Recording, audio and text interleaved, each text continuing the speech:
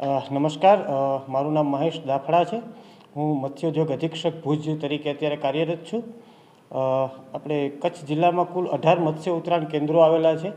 તે પૈકી મુખ્ય જે આપણું ફિશિંગ હાર્બર છે એ જખો આવેલું છે। જખોની જો માછીમારોની વસ્તીની ધ્યાને લેવામાં આવે તો સરકારશ્રીની 2007ની પશુધન વસ્તી ગણતરી પ્રમાણે કચ્છ જિલ્લાની ટોટલ 7,947 જેટલી સક્રિય માછીમારોની વસ્તી નોંધાયેલી છે। સરકારશ્રી દ્વારા કચ્છ જિલ્લાના જખો બંદર ખાતે અપગ્રેડેશન ઓફ ફિશિંગ હાર્બર નામનો એક પ્રોજેક્ટ અમલમાં મૂકવામાં આવેલો છે, જે બજેટમાં તેમની ગ્રાન્ટ પણ મંજૂર થયેલી છે અને ટૂંક સમયમાં એમની કામગીરી પણ શરૂ કરવામાં આવશે। જે કામગીરીના ભાગરૂપે જખો બંદર ખાતે નવો ઓક્શન હોલ બનાવવો, નેટ વેન્ડિંગ શેડ બનાવવો, પ્રોટેક્શન વોલ બનાવવી, સડક બનાવવી, આ તમામ કામગીરીને તેમાં સમાવેશ કરવામાં આવેલો છે।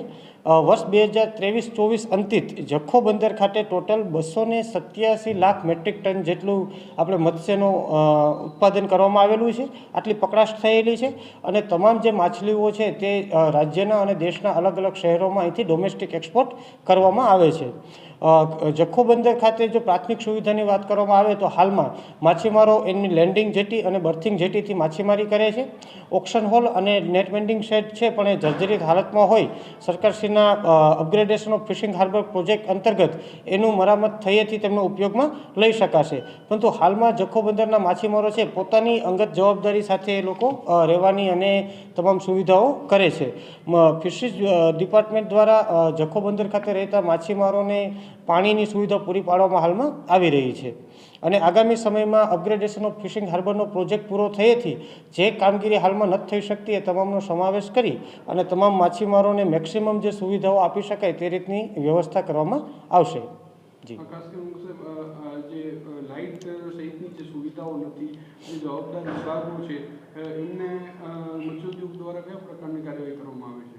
જી, જખો ખાતે પ્રાથમિક મૂળભૂત સુવિધાઓ જેવી કે આરોગ્ય છે, મોબાઈલ કનેક્ટિવિટી છે, પાણી વિતરણ છે અથવા રહેવા માટેની જે વ્યવસ્થા છે, તો સંલગ્ન જે કંઈ પણ વિભાગ લાગુ પડતા હોય તેમને જિલ્લા કક્ષાની સંકલન સહ ફરિયાદ સમિતિની બેઠકમાં અમે પ્રશ્નો છે એમની ચર્ચાઓ કરેલી છે અને જે તે વિભાગને અમે લેખિતમાં પણ જાણ કરીશું અને શક્ય તે વહેલી તકે તેમને સુવિધાઓ પૂરી પાડી શકાય એ બાબતની કાર્યવાહી કરવામાં આવશે।